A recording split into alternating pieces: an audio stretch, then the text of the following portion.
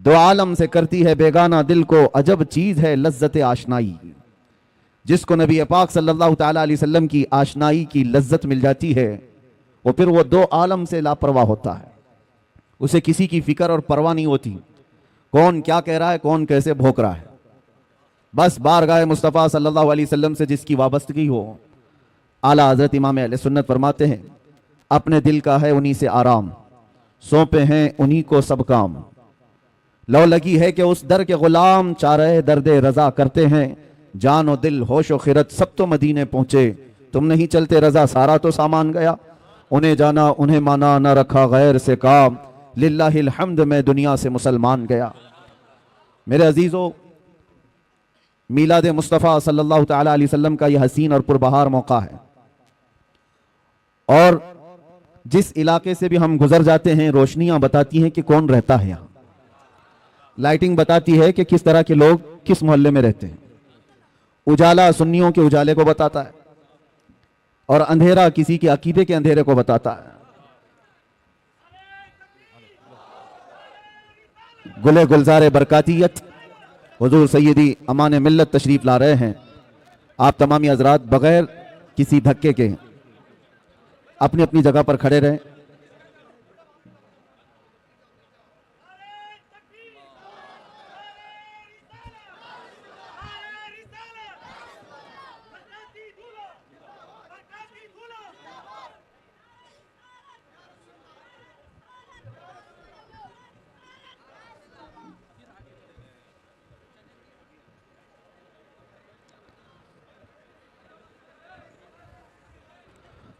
हजरात, आबरूए खानवादे मारहरा, गुले गुलजारे बरकातियत,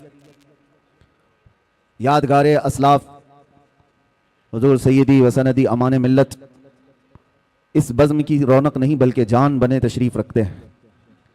और अरसी केरे वालों की खुशनसीबी है कि उस अजीम खानवादे के चश्मो चिराग को आपने अपने यहाँ मदऊ किया हुआ है, बल्कि हजरत ने यहाँ पर कदम रंजा फरमाया हुआ है। जिनके दरबार की निस्बत हासिल करके वक्त का मुजद्दिद यूं कहता था, कैसे आकाओं का बंदा हूं रजा, कैसे आकाओं का बंदा हूं रजा, बोल बाले मेरी सरकारों के। वो एक गुंबद है जिसके नीचे 7 कुतुब आराम फरमा है।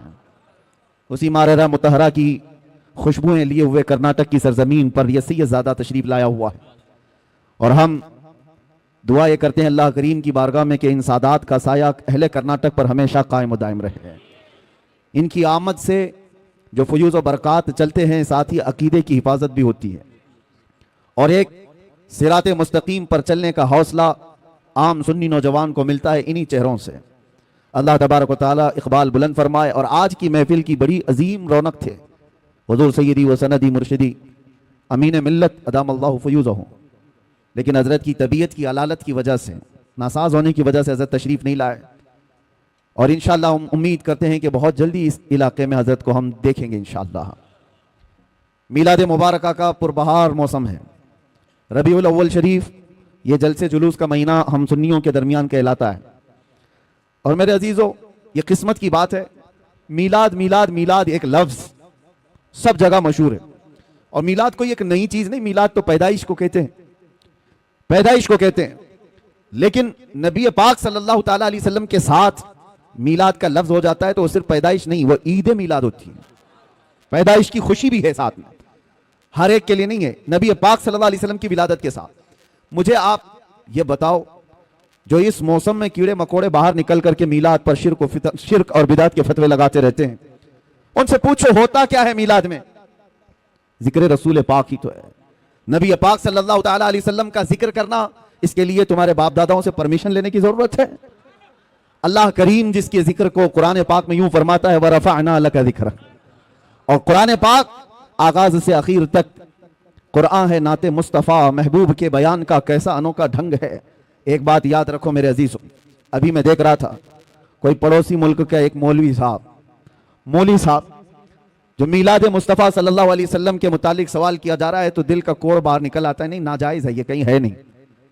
सामने वाले ने कहा कि सुना है सुन्नी लोग जवाब में कहते हैं कि मक्का में हुजूर पैदा हुए थे तो मक्का वालों ने मीलाद नहीं मनाई, इसलिए कि कुफार और मुशरिकीन थे जब हुजूर वहां पैदा हुए थे। लेकिन जब मदीने तैयबा तशरीफ ले गए थे तो मदीने वालों ने दफ बजा करके हुजूर का इस्तकबाल किया था, हुजूर की आमद का शानदार इस्तकबाल किया था। तो सुन्नी लोग ये कहते हैं कि हम मदीने वालों के नक्शे कदम पर चलते हैं। मौलवी साहब ने कहा, मियाँ ये तो एक ऐसी ही बात है, फैलाई हुई बात है। मैं उन लोगों से कहता हूं कि मदीने तैयबा में हुजूर एक बार आए थे, एक बार इस्तकबाल हुआ, क्या हर साल थोड़ी ना होता है? हुजूर पैदा हुए एक साल, तो क्या हर साल थोड़ी ना मनाई जाती है? जबकि उस कमबख्त मौलवी साहब को ये नहीं पता हर साल आज़ादी के मौके पर खुद भी खड़ा होता है, पूरे मुल्क की आज़ादी की खुशियों में बच्चों को भी झंडे लेकर खड़ा होता है। हम उनसे पूछते हैं, तुम्हारा मुल्क एक बार आज़ाद हुआ था कि हर साल आज़ाद होता है? एक ही बार हुआ था, लेकिन उसकी यादगार तो मनाते हो। यहां पर कोई उनको जवाब नहीं है। उसको ये कहते हैं कि नहीं, ये तो एक दुनियावी मामलात है, इसको दीन पर कयास ना करो। इनके घर में चोर बेटा पैदा हो, पता ही नहीं इसका मुस्तकबिल क्या होने वाला है, पता ही नहीं है। बड़ा होकर के डाकू बनेगा कि डॉक्टर बनेगा मालूम नहीं, लेकिन बर्थडे हर साल उसका होना चाहिए। केक भी बड़ा लाओ, मिठाइयां भी लाओ, लोगों को दावतें भी दो। सबके घर इससे आजकल बच्चे किसी के नहीं है। हो सकता है किसी का थोड़ा, किसी का ज्यादा, लेकिन मना रहे हैं सब। एक ट्रेंड नहीं है बर्थडे मनाने का। तुम नहीं भी मनाओ तो बच्चे तुम्हारी गर्दन पे चढ़ के पूछते हैं मेरा बर्थडे है, क्यों नहीं मना रहे हो? वो बच्चों को आज मैं ये तालीम देना चाहता हूं कि अल्लाह ना करे तुम्हारे यहां कहीं पर भी ये सड़न अगर आ गई जो हुजूर की मीलाद पर ये कहते हैं एक ही साल हुजूर तशरीफ लाए थे, हर साल क्यों? तो अपने बाप से भी कहो मैं एक ही बार पैदा हुआ था, हर साल बर्थडे क्यों? हर साल क्यों? मेरे अजीजों, जिसका फ्यूचर मालूम ही नहीं ये क्या होने वाला है, उसकी खुशियां मनाते हो। और जो महबूब रब्बुल आलमीन है, जिसका आना यहां पर बरकत है और जिसका रहना यहां रहमत है, और उसके आने के दिन को हम यादगार नहीं मना सकते। दूसरी एक और बात फैलाई जाती है, ये इसलिए कि कंफ्यूजन में दूर करना चाहता हूं। सुन्नी लोग बेचारे ऐसे बौछार आ जाते हैं तो परेशान होकर के कहते हैं ऐसा है क्या, क्योंकि इल्म से वास्ता कम रहता है। लेकिन सोशल मीडिया पर आजकल आप ज्यादा एक्टिव हैं, तो हम भी चाहते हैं कि उसी तरह से आपको जवाब भी परोस दिया जाए।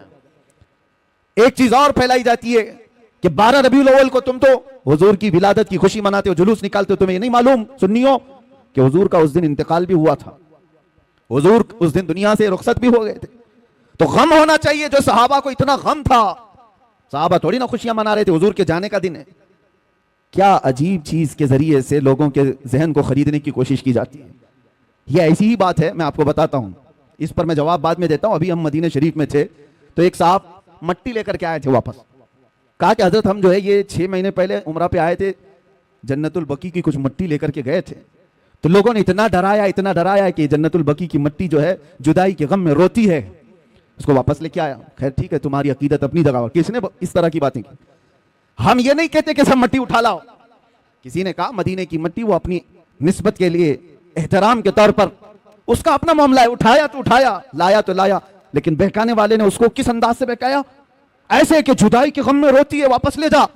मैंने उससे कहा उस मौलवी को पकड़ के, खजूर नहीं रोता क्या जो मदीने से 10-10 किलो भर के लाते हो? मदीने के दरख्तों में खजूर भी तो है, तोड़ के लाते हो। जमजम नहीं रोता क्या, वहां के कुएं से उठा करके लाते हो? किस तरह की इस तरह मैनिपुलेट करके लोगों के दिमाग को। इमाम आमश एक बहुत बड़े बुजुर्ग हैं, उनके पास एक साहब आए थे और उन्होंने कहा था ऐसा ही सवाल इमाम आमश के पास। कहा कि हुजूर मैं मस्जिद में सजदा करके जाता हूं, कंकरियां पेशानी पर लग जाती हैं, मैं घर पर जाता हूं झाड़ता हूं, तो कुछ लोगों ने कहा मस्जिद की जो कंकरियां पेशानी पर लगती हैं वो अगर घर में जाकर झाड़ोगे तो वो चीखती हैं, चिल्लाती हैं कि मस्जिद से मुझे उठाकर तुम बाहर ले आए। इमाम आमश से उसने पूछा कि इसका हल क्या है बताइए। तो इमाम ने कहा जब वो चीखने चिल्लाने लगे तो उनका गला दबा के पकड़ लेना। जब वो कंकरियां चीखने चिल्लाने लगे तो उनका गला दबा लेना। उसने कहा कि हुजूर ये भी क्या जवाब है, क्या कंकरियों का गला होता है? आपने कहा गला नहीं होता तो चिल्लाती कहां से? वो बड़े इमाम थे, बड़े बुजुर्ग थे, वो इस तरह के जवाब देते थे। ये जो आज फैलाया गया है, हाँ हुजूर की विलादत भी हुई थी, हुजूर का विसाल भी हुआ था 12 रबीउल अव्वल। लेकिन फर्क यह है मेरे अजीजों, नबी पाक सल्लल्लाहु तआला अलैहि वसल्लम के जाने के गम के बारे में तुम कहते हो। हम दोनों चीजों को रख करके देखते हैं, तुम्हारे ऊपर हुजूर के जाने का गम गालिब क्यों है? हुजूर पाक सल्लल्लाहु तआला अलैहि वसल्लम की आमद की खुशी क्यों नहीं है? एक कुरान की आयत से मैं बताता हूं। इस उम्मत पर अल्लाह तबारक व तआला वैसे अज़ाबात नाजिल नहीं करता जैसे पिछली उम्मतों पर आते थे। पिछली उम्मतें जब गुनाह करती थी, कुछ बंदर बन गए, कुछ खिंजीर बन गए, किसी पर नोकीले पत्थरों का अज़ाब आया। रब तआला फरमाता वअमतरना अलैहिम हिजारतम मिन सिज्जील मंदूद, हमने उन पर नोकीले पत्थरों की बारिश कर दी। फजअलना आलियहा साफिलहा, ऊपर वाले हिस्से को पलट कर नीचे कर दिया है, और कभी किसी को तेज हवाएं भेजकर खोपड़ियां उड़ गई हैं, लोगों के भेजे कानों से निकल गए। ऐसे तूफान नूह के अजाब आए, क्यों आते थे? उनके कुछ गुनाह थे, उन उम्मतों की कुछ नाफरमानियां होती थी, गुनाहों की वजह से अजाबात आते थे। लेकिन मैं पूछता हूं मेरे अजीजों, क्या वो गुनाह इस उम्मत में नहीं होते? क्या ये उम्मत वो गुनाह नहीं करती? शुएब अलैहिस्सलाम की कौम पर सिर्फ इसलिए अजाब आया था कि वो नाप तोल में कमी करते थे। यहां तो पता नहीं हर चौथा पांचवा दुकानदार वही कर रहा होगा। नाप तोल में कमी एक बहुत बड़ा गुनाह था जिसकी वजह से अल्लाह का अजाब आया, और वो नबी की नाफरमानी भी करते थे। नूह अलैहिस्सलाम की कौम अपने नबी को बशर कहती थी, यहां पर भी है वो अपने नबी को बशर, बशर का मतलब आम आदमी की तरह कहते थे, बशर तो है ही, आम आदमी की तरह समझते। अल्लाह का अजाब आया। लेकिन इस कौम में वो सारे गुनाह हैं, जिना भी है, चोरी भी है, डकैती भी है, नापतोल में कमी भी है, नाफरमानियां है, शिर्क है, कुफ्र है, अज़ाबात क्यों नहीं आते? इसका जवाब खुद रब्बे ज़ुल जलाल कुरान में फरमाता है, वमा कान अल्लाहु लियुअज़्ज़िबहुम व अंत फ़ीहिम। अल्लाह ताला इस उम्मत पर वैसा अजाब नाज़िल नहीं करेगा इसलिए कि इनके बीच में मेरा महबूब जलवागर है। अब ये आयत तवज्जो चाहता हूं, अल्लाह ने क्या फरमाया? व अंत फ़ीहिम, ऐ रसूल आप इनके बीच में हैं, आप इनके बीच में हैं, इसलिए अल्लाह का अजाब नहीं आता। कुरान से पूछो, क्या वो 63 साल ही अजाब नहीं आया था या अब तक नहीं आ रहा है? हुजूर जब रुए जमीन पर थे 63 साल जाहिरी जिंदगी, उस वक्त भी अजाबात नहीं आए। 1400 साल गुजर गए, अब भी वो अजाबात नहीं आते, बल्कि क़यामत तक वैसे अजाबात नहीं आएंगे।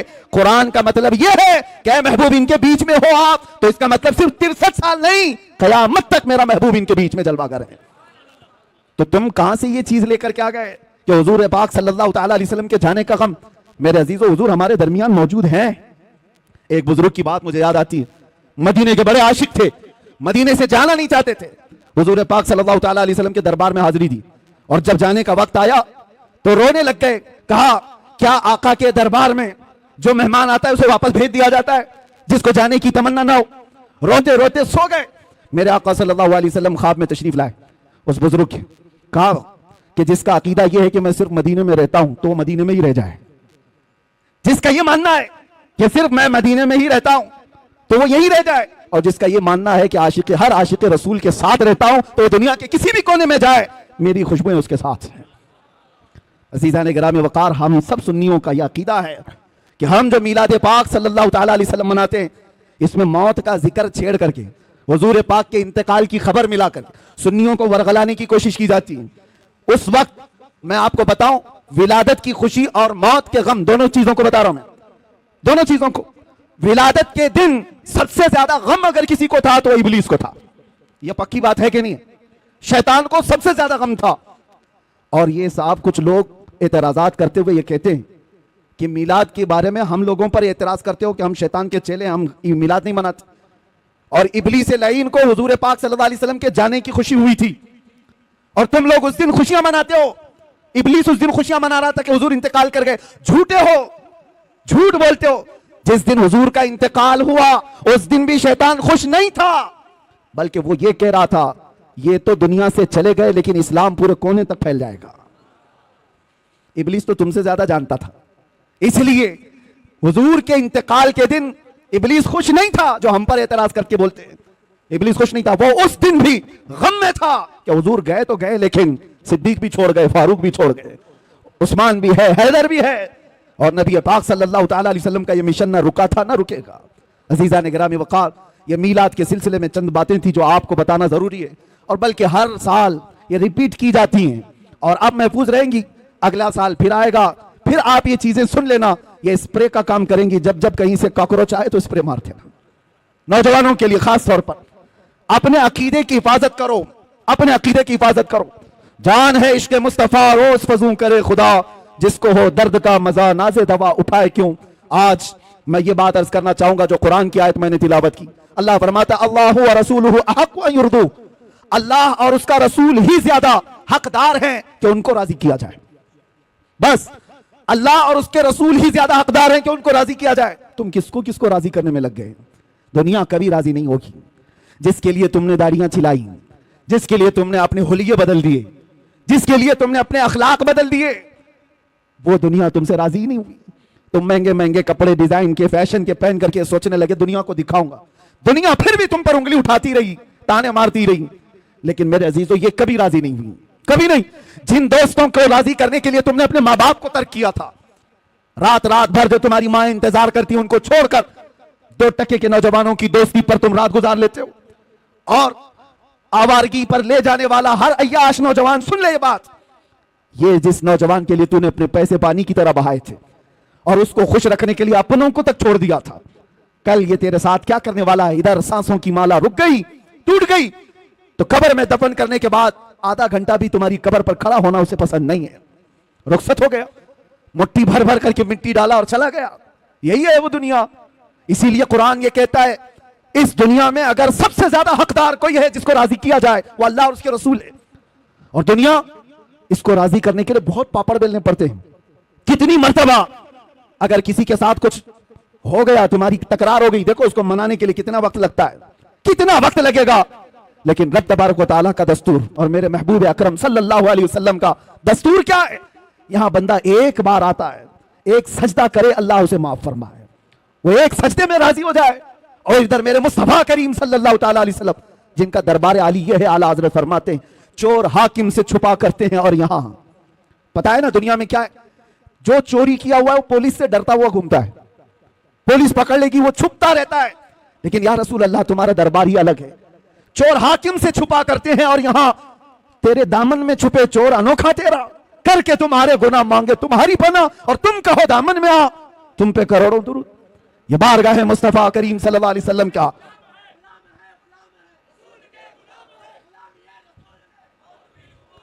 उस रसूल पाक सल्लल्लाहु ताला अलैहि वसल्लम को राजी करने के लिए बरसों नहीं लगते, सदियां नहीं लगती, बल्कि बस मिनटों की बात है। इधर तुम्हारे दिल से आह निकली, उधर वो मेरे मुस्तफा करीम सल्लल्लाहु अलैहि वसल्लम की तरफ से दुहाई आ गई। आपको मैं बताऊं, हजरत अबू हफ्स समरकंदी फरमाते हैं, मक्का मुकर्रमा में एक शख्स का इंतकाल हो गया था और मरते ही उसका चेहरा गधे की शक्ल का बन गया, चेहरा बदल गया था।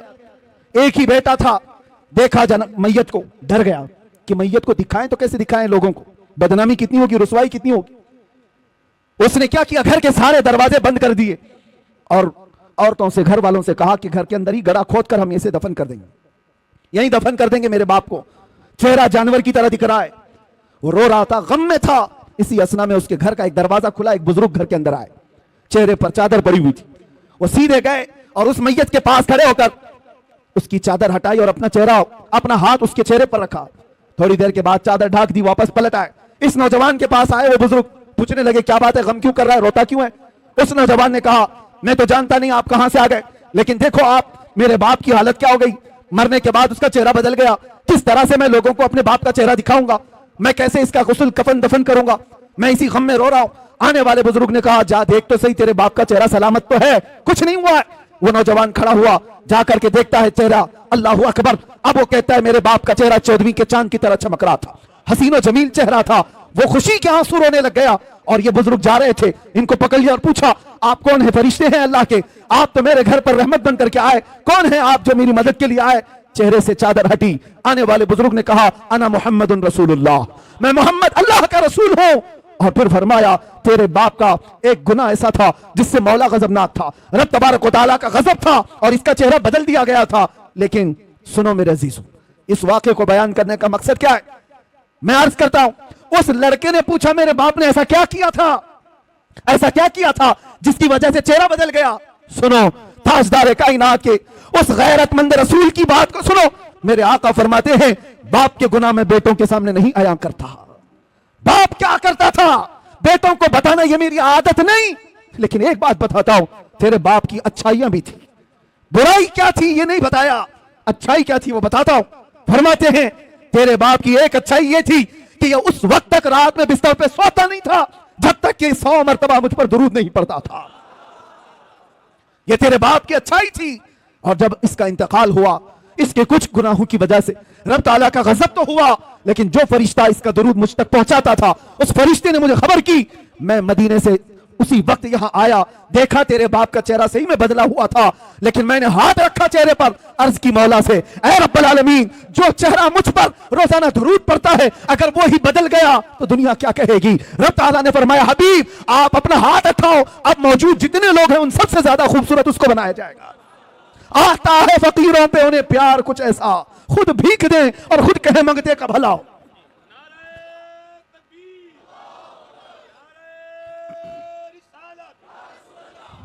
ये बात किस लिए मैंने अर्ज की? इसलिए कि जिस रसूल को बंदा रात की तन्हाई में याद करता हो, अगर उस पर मुसीबत आ पड़ी हो मौत के वक्त, ये दोस्त, ये अय्याश या आवारे कोई नहीं आते। अगर तुम्हारी कब्र में भी कोई आता है तो आमिना का लाल आता है, नबी मोहतरम सल्लल्लाहु अलैहि वसल्लम की जात आएगी, तो क्यों उनको राजी नहीं करना चाहते? आला हजरत का भी यही पैगाम था, आज ले उनकी पना, आज मदद मांग उनसे, कल न मानेंगे कयामत में अगर मान गया, वहां पर फिर नहीं माना जाएगा। आज आ जाओ, राजी उनको करो, उस नबी पाक को राजी कर लोगे, दुनिया सब तुमसे राजी करा दी जाएगी, लोगों के चेहरे तुम्हारी तरफ फेर दिए जाएंगे। मैं एक अदना सा कुत्ता हूं दरबारे मुस्तफा का, बल्कि उसमें भी शुमार हो जाए तो किस्मत की बात है। सके तैबा सब मुझे कह करके पुकारे बेदम, यही रखी हो मेरी पहचान मदीने वाले।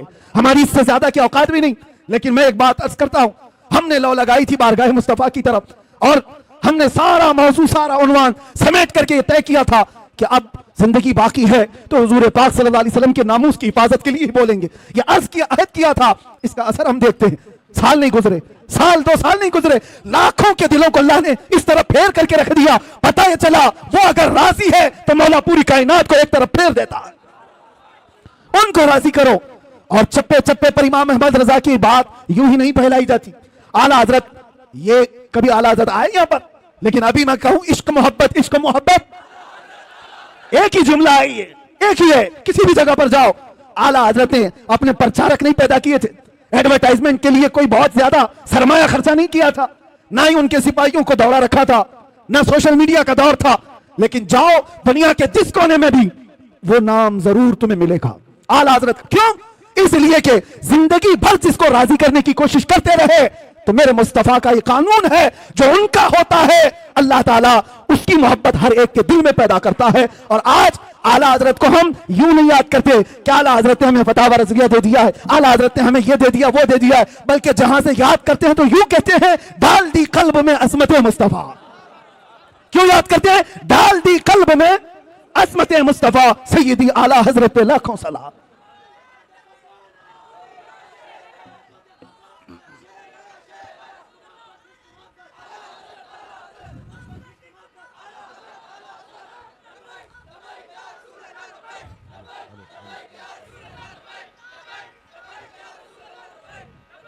आपको मैं ये बात बता दूं, नबी पाक सल्लल्लाहु ताला अलैहि वसल्लम को राजी करने वाला, फिर वो दुनिया की परवाह नहीं करता, दुनिया उसे क्या कह रही है क्या नहीं कह रही है। यही तो इकबाल ने कहा, दो आलम से करती है बेगाना दिल को। बात समझो, दो आलम से करती है बेगाना दिल को, अजब चीज है लज्जत आशनाई, अजब चीज है लज्जत आशनाई। ये बिलाल हबशी को मिली तो उन्होंने ये नहीं देखा कि उनका रंग क्या है, ये सलमान फारसी को मिली, उन्होंने ये नहीं देखा कि गुर्बत क्या है। जिसको भी ये लज्जत आशनाई मिलती है, वो फिर सिर्फ और सिर्फ उनकी रजा की कोशिश करता है, महबूब रूठने न पाए। आपको पता है, इसके लिए अल्लाह व रसूलुहु अहक्कु अन युर्दू, इस पर मैं बात कर रहा हूं। हिजरत का मौका है, मशहूर वाकया आपको पता है, गारे सौर में मेरे आका सल्लल्लाहु अलैहि वसल्लम सिद्दीक अकबर के साथ है। एक सांप हजरत अबू बकर सिद्दीक के पांव में काट रहा था, वाकया पता है। और उसके बाद जहर चढ़ भी गया, नबी पाक सल्लल्लाहु ताला अलैहि वसल्लम वहां मौजूद है गार में। सांप से कटवाना आसान बात नहीं है। अरे मियां, अगर कांटा भी चुभ जाए तो हमारा जिस्म बेख्तियारी में हिल जाता है, आपको हिलाने की जरूरत नहीं। चलते चलते अगर कंकरी चुभ गई तो आप खुद ब खुद हिल जाओगे, बैलेंस बिगड़ जाएगा। आपके अंदर इख्तियार नहीं है कि चाह करके हिलूंगा, नहीं, बेख्तियार हिल जाते हो, कांटा भी चुभे। सांप काट रहा हो, जहर चढ़ रहा हो, लेकिन सिद्दीक अकबर के जिस्म में जुम्बिश भी नहीं आती, हरकत भी नहीं आती। वजह क्या है? नबी पाक सल्लल्लाहु अलैहि वसल्लम उनके जानू पर सर रखकर आराम कर रहे हैं। रसूल को राजी रखना है, खलल ना हो। और इधर ये सांप, आप आज भी तहकीक करके मालूम कर लो, सांप का जहर ऐसा है कि आधे घंटे में आदमी मर सकता है। कुछ सांप ऐसे हैं, आधे घंटे में आदमी मर सकता है।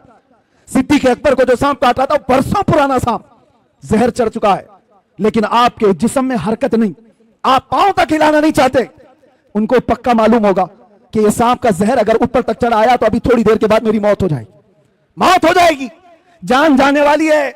और रसूलुल्लाह को वो नींद से उठाना नहीं चाहते। सिद्दीक बल्कि गार में जान उन पे दे चुके, हिफ्ज़ जान, जो जान फुरूज़े गुरर की है। आला हजरत कहते, पता है आपको, मैं बताता हूं, मुसलमान हो तो सबसे पहला फर्ज क्या है पता है आपको? सबसे पहला फर्ज आप तो कहेंगे ईमान की बात पूछ रहा हूं, कलमा नहीं। सबसे पहला फर्ज है जान बचाना, जान की हिफाजत सबसे पहला फर्ज। फिर उसके बाद दूसरे फर्ज है नमाज या दीन की हिफाजत, ये दूसरा फर्ज। जो सबसे पहला फर्ज है वो जान बचाना। आला हज़रत फरमाते हिफ्ज़ जान, जान फरूज़े गुरर की है, सारे फराइज की जान है ये, जान को बचाना। और सिद्दीक़ अकबर जान ही निछावर कर रहे हैं, किस पर? नबी पाक की नींद पर। उठाया नहीं, लेकिन बारगाह मुस्तफा सल्लल्लाहु अलैहि वसल्लम में जब कभी कोई खड़ा होता है तो उसे पूरा का पूरा लौटा दिया जाता है। यह नहीं है कि कुछ बाकी रखा जाता। हुजूर बेदार हुए, देखा सिद्दीक़ अकबर के चेहरे को बदला हुआ, जिस्म के अंदर अजीब सी कैफियत है। मेरे आका ने पूछा क्या हुआ? कहा लदगतिल हय्यतु या रसूल अल्लाह, अल्लाह के रसूल सांप काट रहा है। हुजूर ने अपना लुआब पाक लगाया, जहर खत्म हुआ। वाकया पता है, हजरत अबू बकर कहते हैं जिंदगी भर मुझे फिर ये पता ही नहीं चलता था इस पांव में सांप काटा था कि उस पांव में काटा था। एक बात ही। दूसरी बात, नबी पाक सल्लल्लाहु अलैहि वसल्लम मौला अली के साथ, असर का वक्त है, हुजूर की नमाज असर हुई, हजरत अली ने नमाज असर नहीं पढ़ी। यहां भी यही मसला है। नबी पाक सल्लल्लाहु अलैहि वसल्लम हजरत अली की गोद में सर रखकर आराम फरमा रहे, सूरज डूब रहा था। वो आम लोगों की बात नहीं कर रहा, हैदर कर्रार की नमाज जा रही है, गम अंदर से है, लेकिन बारगाह मुस्तफा में बैठे नबी पाक आराम कर रहे हैं, नमाज जा रही है। मुझे बताओ, अल्लाह की इबादत और इधर रसूलुल्लाह की नींद। हजरत अली नहीं उठाए, सूरज डूब गया, असर चली गई। उसके बाद मेरे आका की नींद या मेरे आका सल्लल्लाहु अलैहि वसल्लम की आंख खुली तो आपने देखा हजरत अली को रोते हुए, पूछा क्या हुआ? असर कज़ा हुई। हुजूर पाक ने उनके लिए भी क्या किया?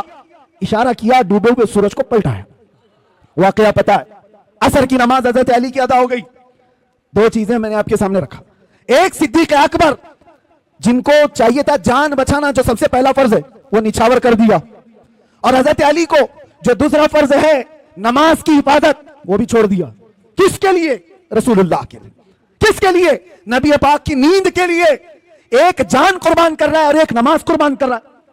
आला हजरत अब इस पर क्या कहते हैं सुनो। सिद्दीक बल्कि गार में जा उन पे दे चुके, हिफ्ज़े जान जो जान फुरूज़े गुरर की है, मौला अली ने वारी तेरी नींद पर नमाज, वो भी नमाज असर जो आला खतर की है। तूने फेर दी उन्हें नमाज, तूने फेर दी उन्हें जान और उनकी नमाज। या रसूल अल्लाह, तूने फेर दी उनकी जान और उन्हें नमाज, पर वो तो कर चुके जो करनी बशर की है। अब क्या साबित होता है? साबित हुआ जुमला फराइज फुरू हैं, जितने फर्ज हैं ये सब ब्रांच हैं। फरा का मतलब समझते हो? फरा किसको कहते हैं? ब्रांच को, शाख को। असल और फरा दो चीजें, असल फर्ज है और उसकी जो शाख है उसको फरा कहते हैं। अब आला हज़रत फरमा रहे हैं ये दोनों साहबा सिद्दीक अकबर के अमल से, मौला अली के अमल से यह साबित होता है जितने फराइज हैं ये सब ब्रांच हैं, ये सब शाखें हैं। जान बचाना ये भी फर्ज है, नमाज की हिफाजत ये भी फर्ज है, लेकिन ये सारे फुरू हैं। साबित हुआ जुमला फराइज फुरू है। असलुल उसूल बंदगी उस्ताजवर की है, असलुल उसूल बंदगी उस्ताजवर की है। अगर वो राजी ना हुआ तो फिर नमाज किस काम की? अगर वो तुम्हारे साथ ना हो तो जान किस काम की? वो जो न थे तो कुछ न था, वो जो न हो तो, सुन्नियों को ये पता है, वो जो न हो तो, और जान है वो जहान की, जान है तो जहान है। और इकबाल ये फैसला कुन अंदाज में कहता है आबरू माजना में मुस्तफास्त, हम सबकी इज्जत आबरू मुस्तफा के नाम से है। हर चेदरी दुनिया बादे मुस्तफास्त, जो कुछ भी दुनिया में है वो मुस्तफा के बाद है। इस नुक्ते पर आ जाओ ऐ सुन्नी मुसलमानों, हमें राजी करना है, हमें करनी है शहींशाह बतहा की रजा जोई। वो अपने हो गए तो रहमत परवरदिगार अपनी। बस राजी करने पर लगे रहो मेरे मुस्तफा करीम सल्लल्लाहु अलैहि वसल्लम को। अगर वो राजी हो गए तो रहमत परवरदिगार हमारी। ये एक बात और बताता हूं, किस चीज के लिए दौड़ भाग कर रहे हो? सियासत के लिए, हुकूमत के लिए? चलो दौड़ भाग कर रहे हो, एजुकेशन के लिए, सक्सेस के लिए। दुनिया में क्या क्या चीजें सब गिनाओ, मैं बोलता हूं। सियासत चाहिए तुम्हें, क़ियादत चाहिए तुम्हें, एजुकेशन चाहिए, मुकाम बुलंद मर्तबा चाहिए, सब चाहिए। सारी चीजें कहां से मिलेंगी? बताता हूं तुम्हें। हुकूमत, सियासत, ये दुनिया, ये सारी चीजें। इकबाल की बात तो सुनो, कहता है कि मोहम्मद से वफा तूने तो हम तेरे हैं। अरे ये जहां चीज है क्या? अरे ये जहां चीज है क्या? लाहो कलम तेरे। तो सियासत और हुकूमत की बात कर रहा है, ये जहां चीज है क्या? हुजूर से वफा करके देख, लाहो कलम तेरे हैं। पता है हुजूर से वफा करने वाला गुलाम एक उमर इब्न खत्ताब, मिस्र से एक कासिद आया था, यह कहता हुआ कि दरिया नील हर साल सूख जाता है। दरिया आज भी है वो दरिया नील, हर साल सूख जाता है। और मिस्री लोग क्या करते हैं, इजिप्शियन लोग 16 साल की एक नौजवान लड़की को दुल्हन बनाकर जुलूस निकालते हैं और उसको ज़बह करते हैं, दरिया में डालते हैं, फिर पानी ऊपर आ जाता है। हर साल बलि चलानी पड़ती थी, हर साल बलि चढ़ाई जाती थी। लेकिन जब इस्लाम आया तो वहां पर मौजूद सहाबी ने यह लिख करके भेजा, अमीरुल मोमिनीन अब की बार क्या किया जाए, हम क्या किसी लड़की को ज़बह करने की इजाजत देंगे? मौला उमर इब्न खत्ताब ने कहा नहीं, हरगिज़ नहीं। एक खत लिखा उस सहाबी रसूल को जवाब, उनको भी जवाब में लिखा, और एक खत लिखा दरिया नील के नाम पर। आज तक दुनिया में देखा है आपने किसी को कि कोई दरिया को भी खत लिख रहा हो? कोई दरिया को भी खत लिख रहा हो? दरिया के नाम पर लिखते हैं उमर इब्न खत्ताब, ऐ दरिया नील, उमर इब्न खत्ताब रसूलुल्लाह का गुलाम तुझसे कहता है, अगर तू अपनी मर्जी से चलता है तो हमें तेरी कोई हाजत नहीं, और अगर अल्लाह के हुक्म से चलता है तो उमर का हुक्म है कि अभी चल पड़ा। खत लिखा, सहाबी रसूल को भेज दिया। एक खत उनके नाम था, एक खत दरिया नील के नाम पर था, और हजरत उमर का हुक्म था जो मेरा खत दरिया नील के नाम पर है वो दरिया में डाल दो। अल्लाह अकबर। मेरे अजीज़, सिर्फ वाकयात नहीं है, सुनो। जब यह खत पहुंचा, गवर्नर मिस्र ने अपना खत अपने पास रखा, दरिया का खत ले जाकर दरिया नील में डाला जो सूख गया था। तारीख निगार बताते हैं खत जैसे ही पड़ा 16 गज पानी ऊपर मौजे मारता हुआ आ गया था। किसकी हुक्मरानी है, किसकी हुक्मरानी है? नबी का जो हो गया हर चीज उसके कदमों के नीचे ला दी जाती है। इसी को कहा है इकबाल ने कि टल न सकते थे जंग में अगर अड़ जाते थे, पांव शेरों के भी मैदान से उखड़ जाते थे, हद से सरकश हुआ कोई तो बिगड़ जाते थे, अरे तेग क्या चीज हम तोप से भी लड़ जाते थे। आ गया इन लड़ाई में गर वक्त नमाज, किबला रूहों के जमीन बोस हुई कौम हिजाज। और उसी में इकबाल कहता है, दश्त तो दश्त है दरिया भी न छोड़े हमने, बहरे जुल्मात में दौड़ा दिए घोड़े हमने। नबी पाक सल्लल्लाहु अलैहि वसल्लम का जो गुलाम होता है उनसे जो वफा किया है, अल्लाह ताला सारी कायनात उसको मुसख्खर करके दे देता। वो तो सिर्फ दरिया की एक मिसाल मैंने दी, दरिया की एक मिसाल दी। सहाबा कराम के ऐसे ऐसे वाकयात। हजरत सफीना एक जंगल में रास्ता भटक गए थे, मदीने के करीब एक जंगल में रास्ता भटक गए। कहते मैं रास्ता नहीं पा रहा था, अचानक एक दरिंदा आ गया, शेर मुंह फाड़े हुए मेरे सामने आ गया। साहबी रसूल, सुनो तवज्जो से, और शेर को देखकर किसकी हैबत नहीं होती, सब कपकपी आ जाती। हजरत सफीना कहते हैं जैसे ही वो शेर करीब आया, मैं क्या करता, मेरे पास ना हथियार ना भाला ना नेजा कुछ नहीं। जब वो मुंह फाड़ कर मेरे पास आया, मैंने चीख करके इतना कहा, या अबल हारिस अना मौला रसूलुल्लाह, ऐ फाड़ खाने वाले दरिंदे, मैं रसूलुल्लाह का गुलाम हूं। हजरत सफीना कहते हैं वो शेर सर झुकाकर मेरे तलवे चाटने लगा और दुम हिलाता हिलाता रास्ता दिखाता दिखाता मुझे मदीने तक छोड़कर गया। उनके जो हो जाओ कायनात उसकी तरफ है। इसीलिए कुरान क्या कहता है, अल्लाह व रसूलुहु अहक्कु अन युर्दू, अल्लाह और उसके रसूल इस बात के ज्यादा हकदार हैं उन्हें राजी किया जाए। ये जितनों को राजी करने के लिए तुम पापड़ बेलते रहते हो, झंडे लगाकर, अपने गलों में पट्टे डालकर, इसके उसके नारे लगा लगा कर, होता क्या है, सियासी लोग तुम्हें लॉलीपॉप तो दे सकते हैं बाकी कुछ नहीं। और क्या है, इनके पास इधर से धक्का मारा उधर पहुंचा, उधर से धक्का मारा इधर पहुंचा, और इनके खुद के 5 साल के ठिकाने नहीं। जिनके 5 साल के ठिकाने नहीं, उनसे तुम अपनी आबरूएं वाबस्ता की हो, अपनी उम्मीदें वाबस्ता की हो। और जो सुल्तान और बादशाह क़यामत तक का है, उसके दरबार की तरफ हाथ क्यों नहीं उठाती, उसके दरबार की तरफ उठाओ। इसीलिए मारहरा का अजीम कलंदर अपने दौर में हुजूर सैयदुल उलमा जब वो दौरे करते थे, उनका भी एक वक्त था जब हुकूमत भी कांप रही थी उनकी जुबान से निकलने वाले अल्फाज और हजारों के मजमे में उनका असर देखकर। और उस जमाने में हुकूमत एक डिक्टेटरशिप की तरह थी। लेडी प्राइम मिनिस्टर, उनकी तरफ से सुना गया कि कहा गया, मियां सैयद मियां आप राज्यसभा की कुर्सी ले लीजिए, आप भी पार्लियामेंट के मेंबर बन जाइए। तो आप सैयद मियां रहमतुल्लाह अलैह ने फरमाया था, जिसके पास आयतल कुर्सी हो उसे तेरी कुर्सी की जरूरत नहीं।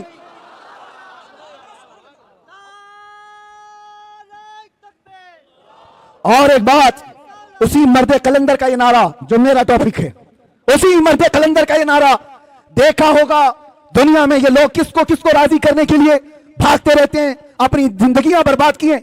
40-40 साल जिन्होंने नौकरी की, आज उनकी हालत क्या है, जेलों में बंद पड़े हुए, उनको पूछने वाला कोई नहीं, और झंडे उठाकर घूमते थे और आज जेलों में बंद पड़ो।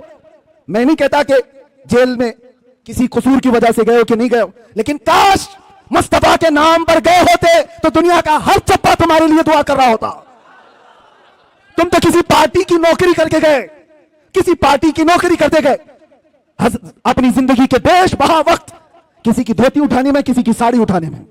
इनका हाल यही है, इनके साथ बैठा, इनको राजी किया, उनके साथ बैठा, उनको राजी किया, इलेक्शन में इसकी सीट ज्यादा आ गई, दर बदल लिया। ये सब करने वालों के अंजाम क्या होते। इसीलिए सैयद मियां का ये नारा सुनो, ये सारे हालात देखकर मारे राम मुतहरा के मर्द कलंदर का ये नारा था, किसी की जय विजय क्यों पुकारें, क्या गरज हमको, हमें काफी है सैयद अपना नारा या रसूल अल्लाह।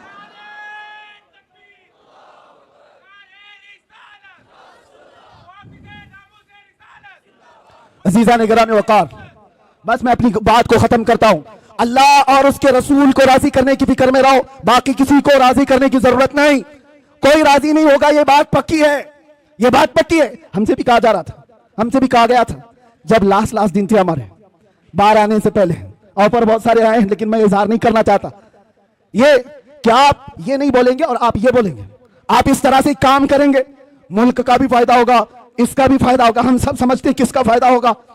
ये बातें करने वालों से मैं एक बात कहा था, तुम्हारी क्या गारंटी है कि कब तक तुम राजी रहोगे, कब तक तुम राजी रहोगे।